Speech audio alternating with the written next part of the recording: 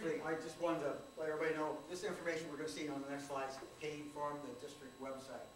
This is actually from the February 8th meeting where the board posted, I don't know if you guys go on their website, but every month before they have a meeting, they post the whole board packet. So there's a tremendous amount of information that is available to the public. And I believe this district, and I've looked at a lot of other districts' websites, this district has really made really great strides in being a lot more open and making the data available to the public. So that's where all this information came from. I want to talk just briefly about some of the assumptions that were made in the 5-year forecast and some of the critical ones. I realize that's a pretty fine-tuned chart there, so I've highlighted a couple of areas that I just briefly wanted to review with the people in here this evening. And on the next slide, I'll blow them up a little bit more. But these are some of the critical assumptions that the board looks at when they say, how are we going to create a budget? What are the things we have to consider to come up with what we think we're going to be spending next year? And the first thing they look at is what is going on with our enrollment. And if you look at this year, we're going to be at about 12,143 and then drop about 150 people, 150 students by the year 2016. So slightly declining enrollment, and I think from then on it'll probably stabilize. It just depends on who moves in and out of the community.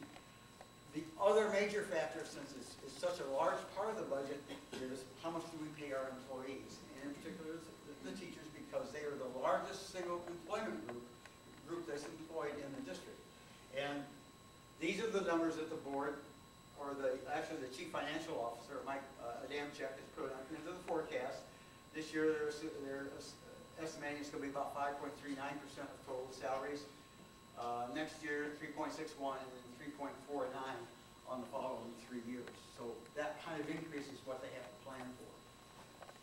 I just threw this up there just because there's always a little bit of angst about how much do the administrators get paid. This is what they're planning for raises for administrators. Okay? That's their plan. This one ought to be a little bit of a shocker for you. This is what they're planning for health care increases, 10% per year. Now, they're not pulling this number out of the air.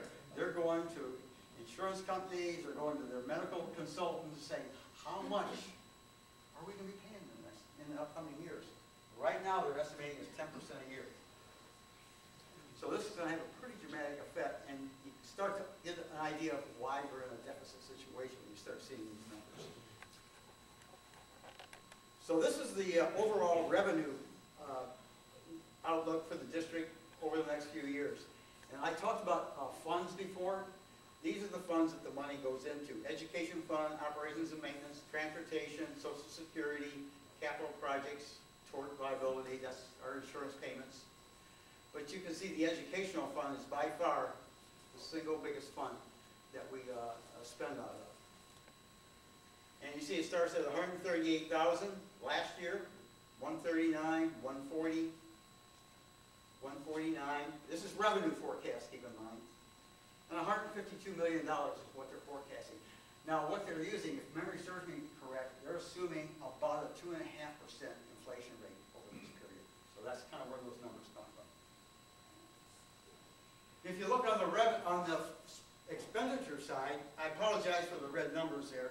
I thought it would show up better, but it didn't. It looks fine on my little screen. But the actual spending in 2011 was $139 million. This year it's $145 million. And if you go back to what the revenue was this year, it was about $5 million less than that. Following year, 150, 156, I think, 160, $165 million. That's our spending forecast based on that whole list of assumptions that you saw there. What you see here is what happens in 2012. We'll be spending about $5 million more than we take in. The fund balance goes to about $49 million. The following year goes to $39 million, $29 million. We get to this point, we're probably going to have to go borrow money to meet operational costs at the end of a period. $17 million and down to $3 million by 2016. That's if we keep operating as we're operating today. To put it graphically, this is what it looks like. see we have expenses climbing here, revenue here. You notice how they're widening? They're not going together. On the other side, every year our fund balance continues to diminish. As I said before, we get about 30 million, we're going to have to go out and borrow some money. Yes? And this chart is also on their website? We made this up from the district. All I did was take this data and chart it.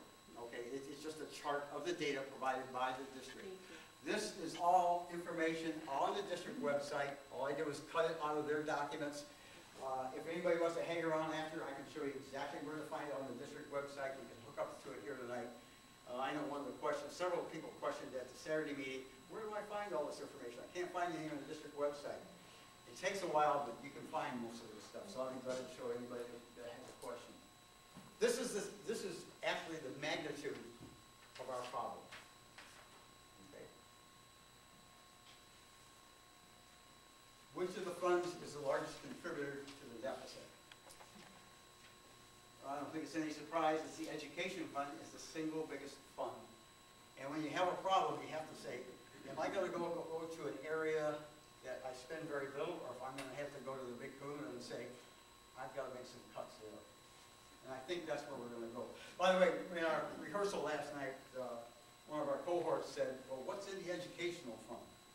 Well, the educational fund is all the salaries for all the people that support the education. The teachers, then we get down here to coordinators, administrators, nurses, the clerical help, the technology people. TRS, by the way, means that those folks are in the teacher retirement system. The IMRF means they're in the Illinois Municipal Retirement Fund. Food service, these are all people associated with direct education of the students.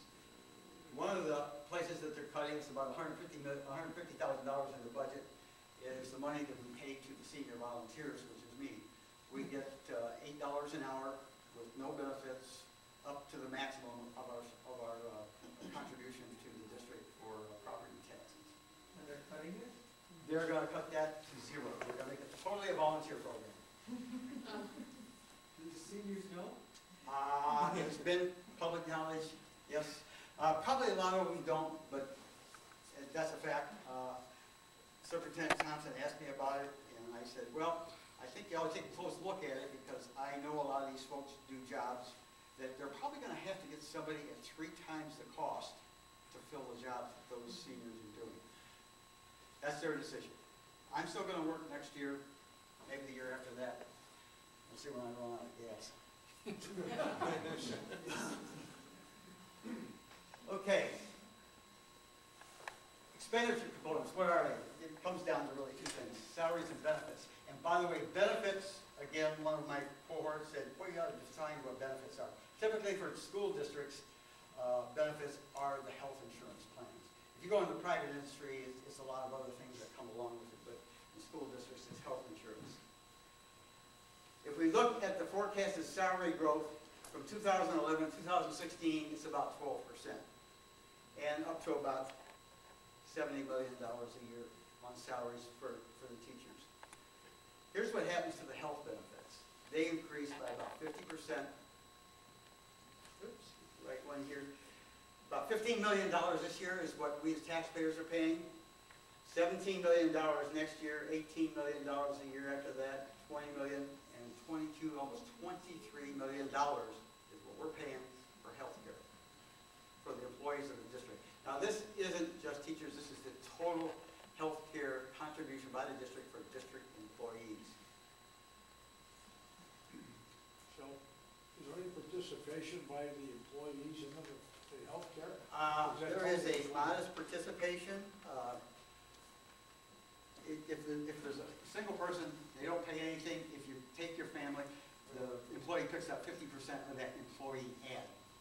So yeah, they pay it that way. So It's a place to start negotiations. and that's up to the board. We don't want to get involved in any unfair labor practices here. But what we're trying to do, by the way, we're trying to be as neutral as we can. We just want people to have the information so you can make